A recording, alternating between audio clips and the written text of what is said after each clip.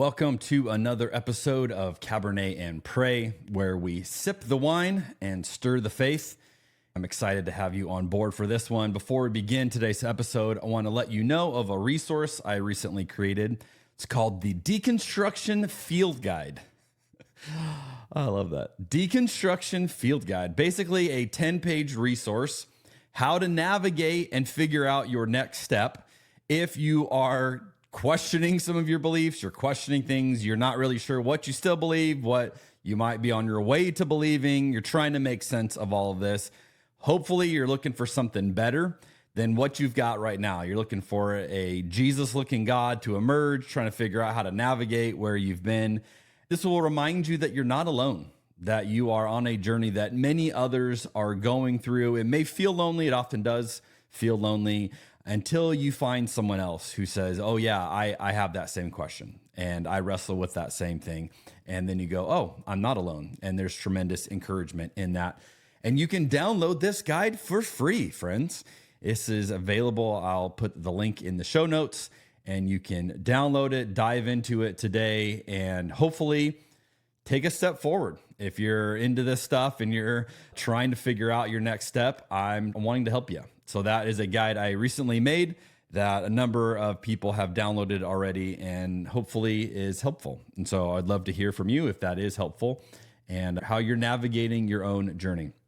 Well, today I want to talk about, in light of what I just said, how do we grow? How do we keep evolving? How do we keep becoming better versions of ourselves, fuller versions, if you will, of who we can be and who we were meant to be? And what does it look like for a person to evolve? What does it feel like when you're in that process? What kinds of questions should we ask? How should we think about that? How should we think about our former selves? All of these are questions we're going to get into in today's episode. This is episode number 54. The water had not yet turned into wine.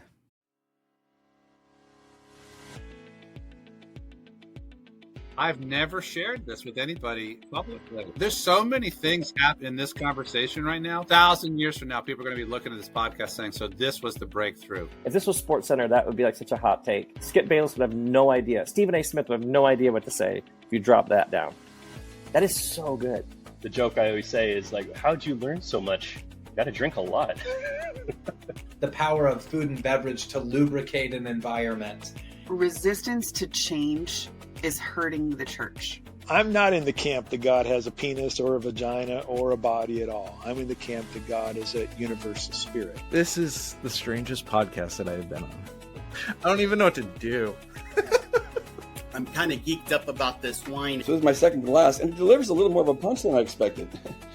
So if I get a little loopy, it's your fault. You told me to drink on the show. I will also say as a confession, I am a lightweight. So I've had like 3 sips of this wine and I'm already feeling it. So this is fun. You've uncovered the mystery.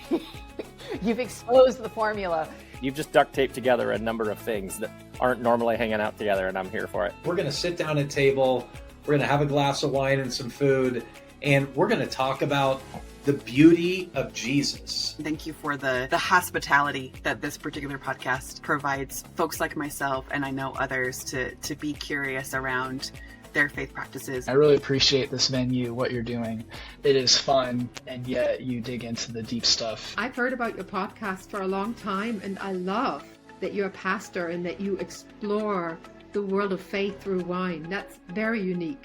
I will never forget the first time I bought a bottle of wine by myself, which was yesterday.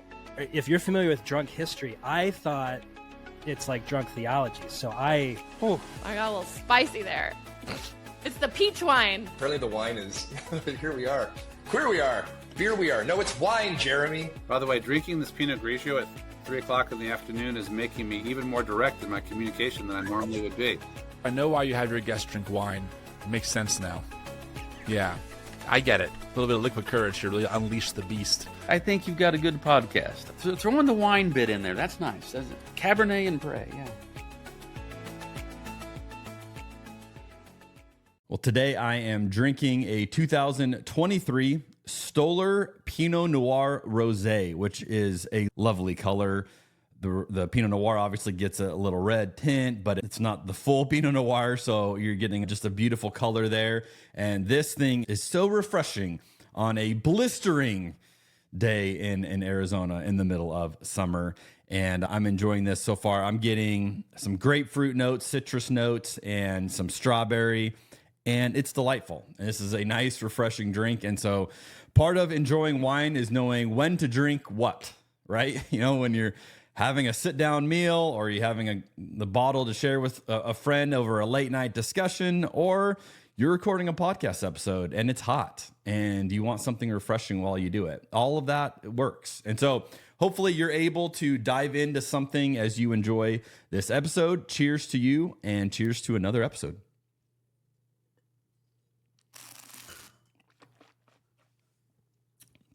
All right, I've got an analogy for you, which should come as no surprise to any listener of this podcast. But I'm a big drink person. I like drinks. In fact, my wife and I have both noticed we share this quality about ourselves. Some people, they have other things that are about, we like drinks. We always are drinking something.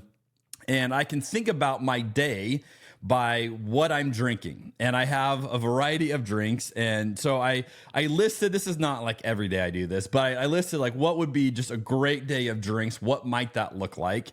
And you can kind of see how my day progresses. So I begin with first thing in the morning, I have water, and I have this little electrolyte salt mixture that I mix in it. And that just gets you going, makes you feel good, gives you some energy after sleeping all night and laying in bed. And so I always start my day with that, with some water, electrolytes. Then after breakfast, it's a cold brew. I am a cold brew lover, and I love a good cold brew in the morning. Then usually after that, I'm going to go work out. And so I'll have my workout shake, and that has different supplements in it. Sometimes, depending on what the workout is, I'll add a protein shake in there as well, depending on what I'm working out that day. Then it's lunchtime. And at lunch, if I'm at home, I'll have probably a Squirt Zero. It's a drink many of you probably are going, what? A what? A what? Yes, a Squirt Zero. I like grapefruit. And as you notice, I picked out grapefruit in my wine today. I'm a big grapefruit guy. I like that flavor a lot. And so Squirt is like a grapefruit soda, but I don't need all the sugar. So I go zero sugar, and it still tastes amazing and it's refreshing. And again, you're noticing a theme. When you live in a hot place, you need drinks that can refresh you. So that's what I'm having for lunch. Okay, so we're just working our way through my day. Then after lunch and early afternoon, I usually will do a kind of a combination that my wife and I have created. It's an espresso with protein. So we found this like protein that's, I think it's like brown sugar flavor protein, found it on TikTok, and it is so tasty. And then you mix that with water, and then we add a couple shots of espresso in that. And that is like my go-to afternoon drink. And man, is that delicious. Just even talking about this drink is making me excited for the afternoon. I haven't got to this drink yet today.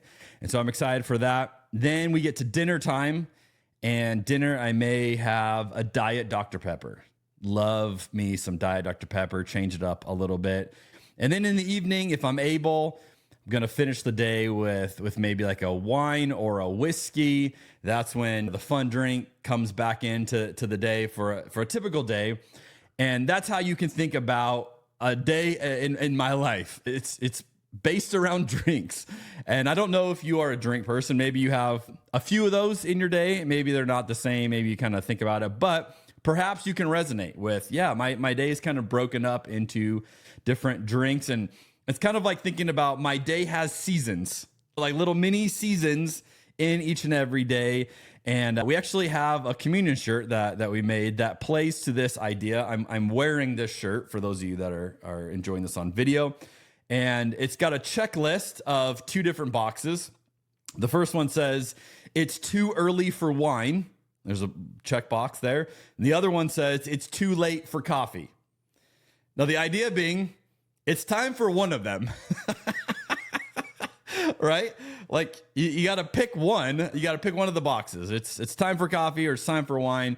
That's obviously a simplification when I just told you how many different drinks I'm drinking in a day. But I love the idea of what time of day is it? What are we drinking? And I do think there's something to, like I mentioned, enjoying a good wine at the right time, in the right way, in the right setting, with the right people. That's usually when we have guests on and they share a wine that was their favorite wine ever. It's usually because all those other conditions hit just right. I happen to be in this place with this person and this was happening. And so I really do think that affects the way you enjoy wine. And so I've played on this idea. You can get your own shirt in our merch store if you're interested. But I want to suggest that life is also a little bit like this, except expanded, right? So I broke everything down to like a day. Now let's go zoom back out and let's look at it like life has seasons. We have seasons where we have different eras, to use another term, and you're a different person in each one of these seasons. And this is something I don't think we talk about enough, that you're not the same you were 20 years ago or 30 years ago or 10 years ago, 5 years ago. And we often struggle, though, to realize the season we're in. So sometimes we can look back and we can go, yeah, I remember that season. Or we see a photo, we see a video, we see something that triggers that season, and you can remember what that was like. But it's much harder in the moment to discern what season am I in? What's going on right now? It reminds me, in the finale of the show The Office, there's what's become a bit of a famous quote now. You've probably heard this quote, where Andy Bernard says this great line. He says, "I wish there was a way to know you're in the good old days before you've actually left them." That's such a great idea. I wish there was a way to know if I'm in that sweet spot, if I'm in that amazing season. I wish I could know. And that's a really hard thing to do because we're just on to the next. But I think if we can take a step back and maybe give some names to these different seasons, to this structure as it is, it can begin to allow us to realize maybe where we are and where we've been. Now, the goal being in all of this conversation is to build on the previous versions of you, right? To look at who you used to be and to be better than that version. Now, we're not competing with other people. We're not competing with social media and what we see projected out there. We're competing with us. It's you versus you. It's me versus me, but it's me versus previous versions of me. It's you versus previous versions of you. Are you better today? Are you more holistically better? Are you different? Are you kinder? Are you more loving? What are you that incorporates all of the best of who you used to be, but keeps it getting better? In episode 46 of Cabernet and Pray, I interviewed Brian Zahnd, and there was a part of that interview, and I encourage you to go back and watch it. It's one of my favorite episodes if you haven't seen it. But there was part of the conversation that was kind of off the cuff, wasn't even like scripted, but it ended up being the thing that I kept thinking about over and over and over. I asked Brian, like, how many books have you published? Or we got into that subject somehow. And he gave me a number. And then almost immediately he follows it up and he goes, well, that's not actually true. I lied to you. And I'm kind of like, what? And he goes, actually, I have 2 books before that, but I don't count those books. And I think he said something about they're orphans. They're not mine. I don't claim them. I remember going, okay, well, why don't you claim these books? And I was intrigued by this. And then he used the phrase, which speaking right to my heart, he said, the water had not yet turned into wine. Talking about who he was when he wrote those books, that he had not yet got to the place where he is now to see what he sees now. So he created something in a previous version of him that now he goes, yeah, that doesn't quite hit who I am today. It doesn't quite resonate with who I am today. And I thought that was such a fascinating concept. To look back on a season and to be able to acknowledge, yeah, I'm not that person anymore. I don't really resonate with that version anymore. Now, this made me think of my first two books that I published. I published the second of the two of my first books 10 years ago.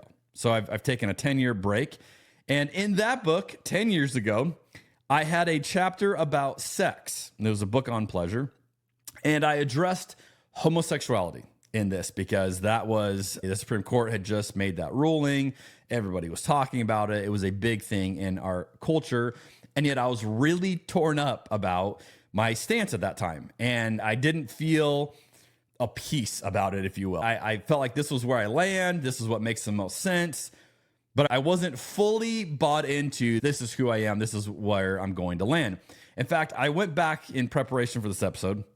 I went back through the book and I read something that I had written in that chapter 10 years ago. Here's what I said. Of all the chapters in this book, this one makes me the most nervous. It's hard to know how culture is limiting the way truth. It feels as if this conversation is moving somewhere, and I'm not sure where most of us will land 20 years from now. And as I read that, I realized I didn't even make it 20 years. I didn't make it 10 years before I changed my mind on what I wrote in that chapter. And as I glanced through that book, I realized this is a totally different version of me. It's me. I can recognize it. I remember it. I remember writing it. I remember feeling it. So it's like time travel a little bit. Like I can go back and remember that version, but it isn't the me who is here today. And so it's this weird feeling to look back on something you've created. And I can remember all of that. I remember why I said that. I remember why I felt that. I remember why that made the most sense. But now this version of me doesn't resonate with that in the same way. Now, I've heard Rob Bell use a helpful phrase when he talks about his own versions of his story and how he has evolved over the years. He actually uses numbers. And so he'll say something like, oh, that was 4 Robs ago, which I think is such a cool way of talking. Like, oh, that was 4 Robs ago. And that's how I feel about a lot of my early stuff that I wrote or sermons that I preach. I go, yeah, that was like 3 Jeremys ago. Like, yeah, I remember it. I was there. But like so much has changed. So much has progressed. I have built so much onto that version of me that I remember that, but this version of me today see things way differently, way more clearly than I did back then. So I want to ask you the question. What are those things from your past that you don't resonate with anymore? Now, it's fun to look at other people and go, I can't believe you believe that, or you said that, or you did that. But let's take a moment. Let's just evaluate. Where are you at on your own journey? Now, let's make it easy. You can probably think of some like hairstyles, right, that you used to have. You're like, that is not me anymore. Maybe some clothing choices you could look back on and go, that was a different version of me. But hopefully you can look back and see there were some opinions that you had back then that maybe you don't have those opinions the same way today. If you have kids, you probably feel this way about some parenting decisions that was made. In fact, as I record this, James Dobson just died recently, and there is this collective outpouring of the pain and the hurt, and actually multiple generations, Gen X and millennials, as I've seen on social media, both acknowledging just the utmost damage that was done from this man's parenting advice that was given to many boomer parents. And that's what was considered normal in Christian culture. And many of us, I was raised thinking this is what's normal and began my parenting journey with that as the default setting, and then realized I don't like this and I don't want to do this and I'm not going to keep this going anymore. Right. And that's a lot of parenting, hopefully, is you looking back on decision you went, I would not do it that way again. And all of this, you go, that was like 2 or 3 or 4 versions of me ago. Now, you might look at this and you go, well, I don't want to have any of that. I don't want to feel that feeling. And yet I would encourage you, this is what growth looks like. Now, Taylor Swift has a song lyric. We're going all over the place today. Taylor Swift has a song lyric in the song, "Look What You Made Me Do." And I always love this line. She says, "I'm sorry, the old Taylor can't come to the phone right now. Why? Oh, 'cause she's dead." And I love that because that's how I feel. If you tried to call the version of me from 10 years ago that wrote that book, I would say, "I'm sorry, he can't come to the phone right now because he's dead." That version doesn't exist anymore. All you can talk to is this version of me. This is the version that is here now. You can't talk to that guy anymore. You can talk to the current me. But the current me incorporates the best of all the me's. And that's the goal for each of us, that the current you would be the collection of all the best versions of you that you put together, and you leave off the junk. You move beyond that stuff that you go, yeah, I used to think that. I used to believe that. I used to do that. But you don't have to be that person anymore. And so you go, yeah, that was three me's ago. that was five me's ago. That was a long time ago. I have a section on this in the Deconstruction field guide that I mentioned earlier.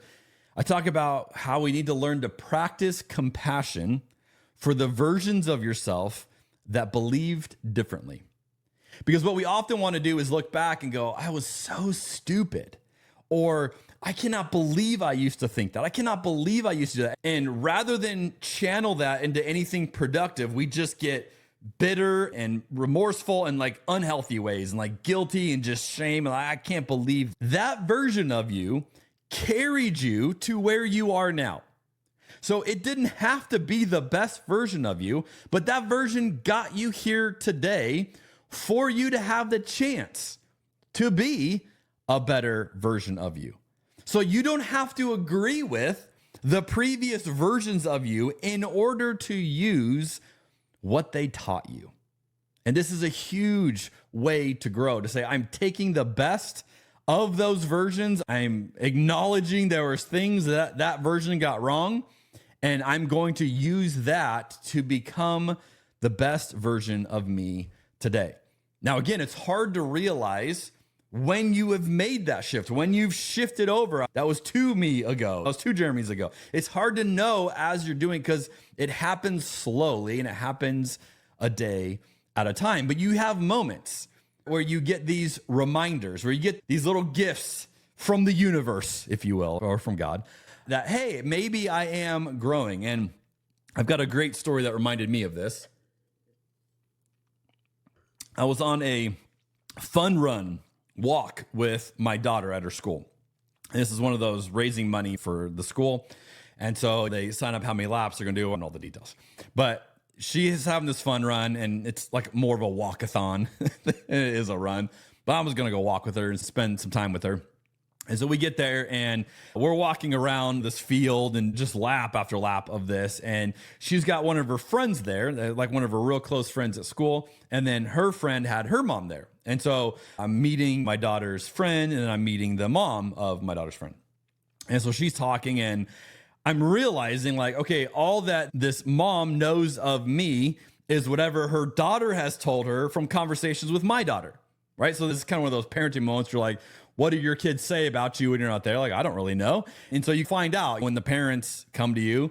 And I got this conversation that I realized, like, oh, this is funny, because the mom was setting up, she's having small talk, but I could tell she was setting up to ask me something.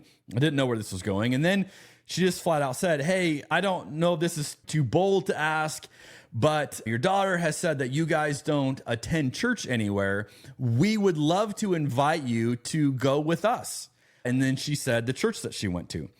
And it was one of those moments where I just remember thinking, oh, I've become the unchurched person that they're praying for. I'm the one, to use the language a lot of churches use. Pray for your one, or love your one. I'm the one for this person. This family has chosen us because they know we don't go to church, and we weren't going anywhere at that time. And so they have concluded we need this. And so they're going to be the ones to bring us in. And it was one of those moments for me in my journey of being in full-time ministry for 2 decades and being a lead pastor and all this, to go like, oh, I've never had this. I've never been on this end of this conversation before. It was just one of those like, oh, this is a new me. This is a new version of me. That lead pastor Jeremy was a couple Jeremys ago, evidently, because this woman has no idea who that Jeremy was. She just knows this Jeremy. And so I was like, oh, that's really funny. But I am the sum of all those other versions of me, right? Which makes this next part of the story funny, because the church she went to, I happen to be really good friends with their lead pastor. And so I have this moment where I'm like, you're inviting me to your church because you don't think I go to a church, and you clearly don't think I'm in the fold. I'm not experiencing Christianity. And yet I'm really good friends with your lead pastor because I've been in the ministry and I have created a friendship with this guy. And so I said to her, I said, oh yeah, I know all about that church. And she goes, you do? And I said, yeah. And I said, I'm really good friends with, and I named her pastor.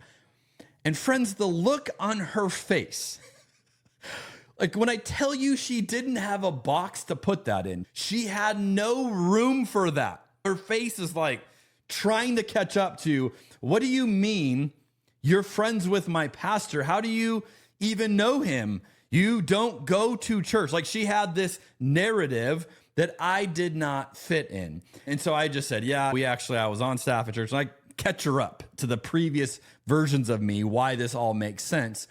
But that was this little moment of a reminder, you're not that you anymore. And maybe you have those reminders, or maybe you've had one recently. Pay attention to them, because they're helping you see where you've been and where you're going. Right? When someone has that conversation and you like, what, how do you not know this? Or why are you saying this to me? We don't need to get mad about that. We don't need to be like, do you not realize? No, it's a beautiful gift to realize, oh, I have grown. I'm not that same person. And yet I incorporate the best of that person. I bring what I learned in that season with me into this version of me. And that is a beautiful thing. Now, if this idea of becoming different versions of yourself sounds sketchy, you're like, I don't know about this. I want you to consider, what is the alternative? What's the other road you're going to go down? If you're like, no, I'm not doing this. I'm not going to become different versions of me. No way. What's the alternative? That you're going to stay the same person you were when you were in grade school? That number version of you is the same you today, or the same version you were as a teenager, the way you understood the world, that's the same way you understand the world today?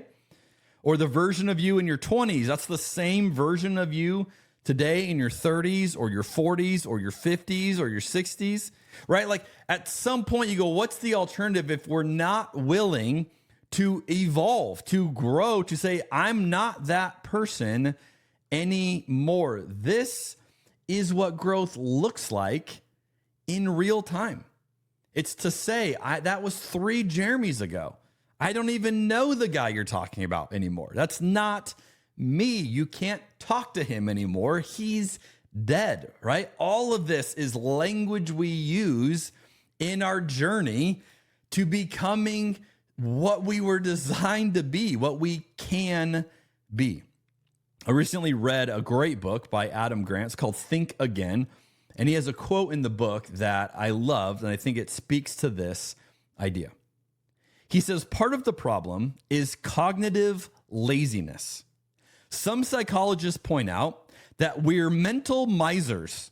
We often prefer the ease of hanging on to old views over the difficulty of grappling with new ones.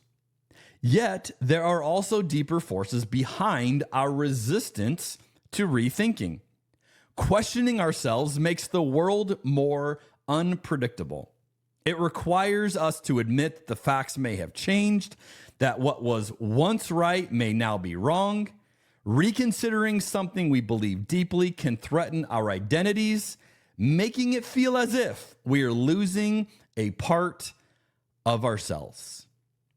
And yet, I want to suggest losing a part of yourself is what growth looks like. To say, I'm not that person anymore. And so I want to encourage us to get more comfortable changing our minds. Saying, I used to believe this, I used to think this, I used to do this, but I don't do it anymore because I'm not that version. That was 3 Jeremys ago. I'm not that version anymore. That version carried me to where I am today, and I have gratitude for him. But he's not here anymore. He's not around. That is not the version you're talking to. Much of the content that I make today, whether it's what I'm writing, what I'm speaking, the podcasts I'm doing, I'm making this content for the earlier versions of me. I'm going back to that version 4 Jeremys ago, 5 Jeremys ago, and trying to figure out what does he need to hear to get to where I am today? And how can I help him get there quicker? How can I help him get there more directly? Now, I grew up as a preacher's kid. I grew up in the church environment with church ideas. And friends, here's my experience. I didn't know that there was multiple Christian views of hell until I was in my late 20s. I didn't know it. Now you may say, well, you should have known or you weren't paying attention. I'm just telling you, in the circles I walked in, that was not a conversation that was normalized. I didn't discover that till my late 20s. So I make content for that version of me that didn't know these ideas even existed. I make content for that person to know, hey, there are ideas out there that you may have never heard of, but I want you to know they exist. I want you to be aware of them. And if you are trying to figure out, how do you use your voice today? What is it that you can do that's most meaningful? I would figure out, how do you offer your gifts to others?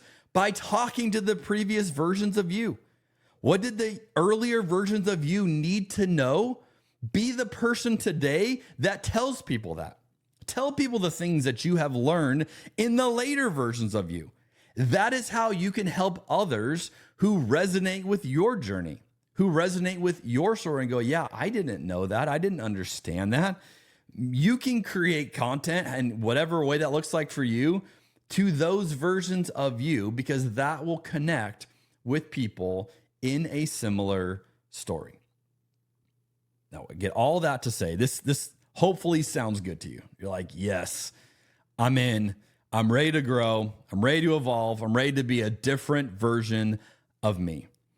But there is a catch. I know. I waited till the end of the episode to tell you that there's a catch. Here's the catch, my friends, if you're on board and you're willing to do this. The current you can't become the next you. That's the catch. Something is going to have to change. Something is going to have to get left behind. That is what is required for you to become the next version of you. So if you say, I'm going to be exactly how I am, exactly the way I think, everything is exactly the same, this is going to be the next version of me. Nope, you've just locked yourself in time to perpetually be the same person.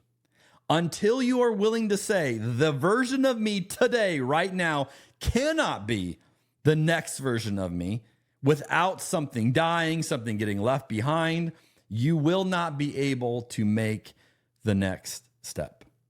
So is it time to say thank you to the current you and then retire it? Yeah, some of you are feeling that.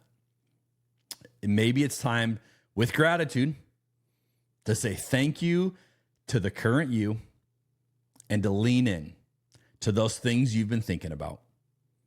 Those things they've been rolling around in your head, and you thought, maybe that's where the future me, maybe I believe those things. Maybe I have the courage to explore those, to see where those go. Yeah, that's where the next you is going to come from. That you that's willing to retire the current version of you. So the question I'll leave you with is this: are you willing to lose a current part of you to grow in to the next version of you? I'll see you on the next episode of Cabernet and Pray.